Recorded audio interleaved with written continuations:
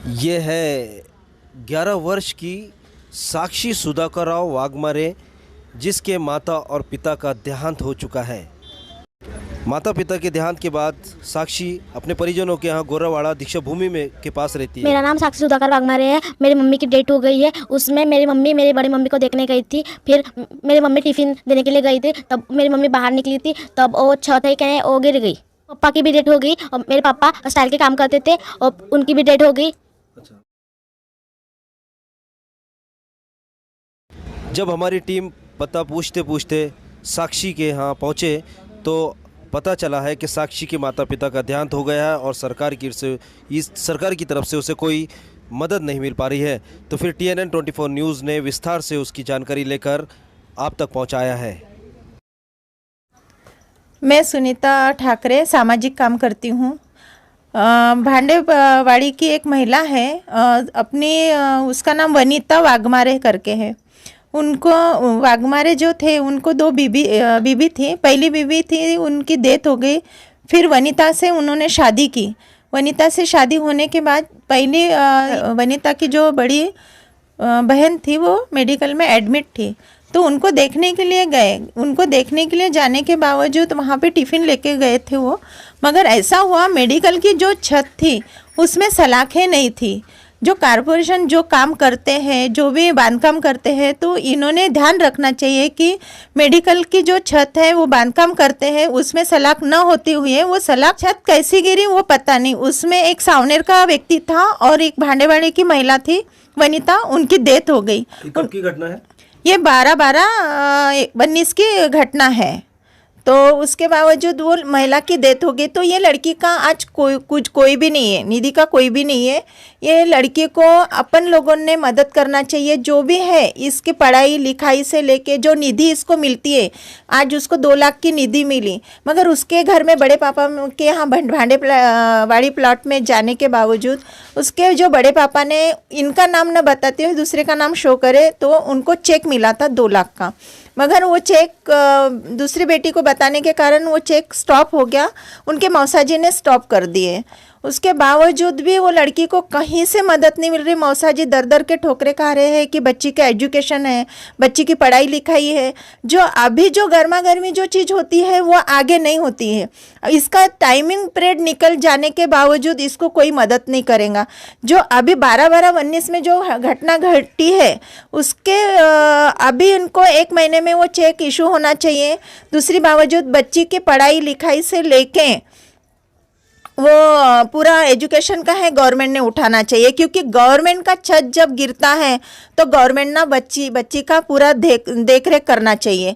मला चेक मिळाला होता, पण मला न दाखवता माझ्या सावित्री बहिणीला चेक दिला, मग माझ्या मावसाजीनं तो चेक थांबवला। ये साक्षी है। ये साक्षी के जैसे ऐसे इतने नागपुर विदर्भ लेवल पे बच्चियां हैं कि उनको गवर्नमेंट के तरफ से कुछ भी मदद नहीं मिलती। मेरा कहना इतना है कि साक्षी जैसी है, आज किसी को मदद नहीं मिली तो इसको वो गवर्नमेंट के तरफ से निधि मिलना चाहिए। ऐसे अनेक बच्चे हैं कि उनको निधि मिले, उनका एजुकेशन से लेके ऐसे बहुत से गरीब बच्चे हैं।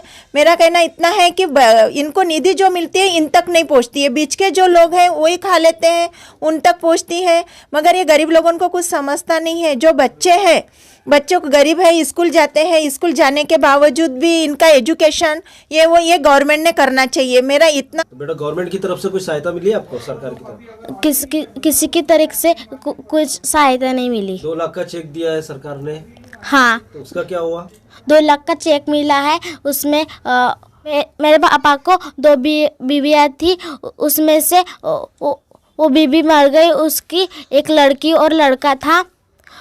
फिर मेरे पापा ने दूसरी शादी की, फिर उसकी मेल वो अभी मर गई, उसकी मेल उसमें से वो पहली बीबी मर गई, उसकी एक लड़की थी और लड़का है। फिर मेरे पापा ने दूसरी शादी की, उसमें से वो अभी मेरी मम्मी मर गई मेडिकल में। तो अभी कहाँ रहती बेटा? आप कहाँ रहते हो? मैं अपनी मौसी के घर में रही थी अभी।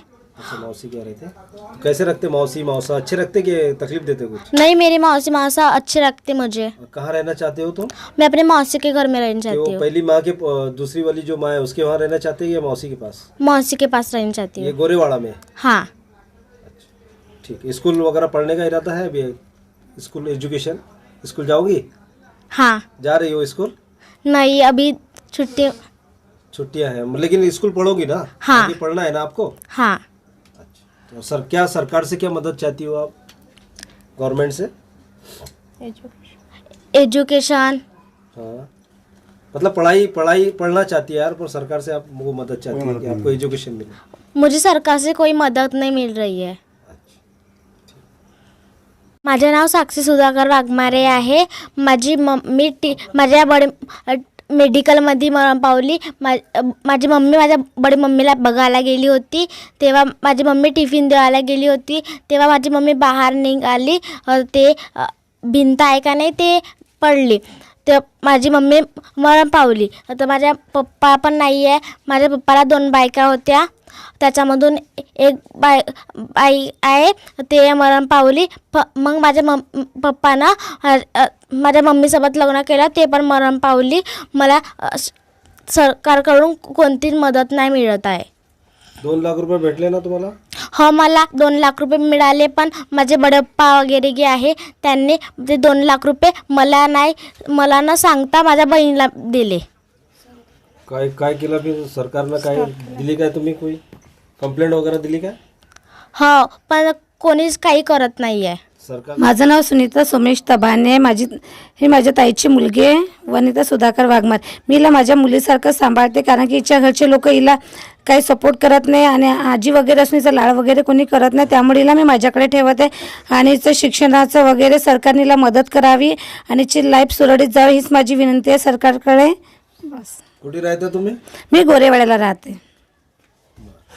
जिनके माँ बाप नहीं होते हैं उन्हें पता चलता है कि ज़िंदगी में कितनी दिक्कतों का सामना करना पड़ता है। एक मेरे साथ जो साक्षी है, जिनके पिताजी का पहले देहांत हो चुका है, उसके बाद नागपुर के मेडिकल हॉस्पिटल में एक छत गिरने के कारण उसकी मम्मी की भी मौत हो गई है। तो साक्षी का कहना है कि सरकार की तरफ से मुझे कुछ मदद मिले पढ़ाई के लिए, और पढ़ाई कर अपनी ज़िंदगी को संवारे। कैमरामैन अजीज़ शाह के साथ रियाज शेख, TNN 24 न्यूज़, नागपुर।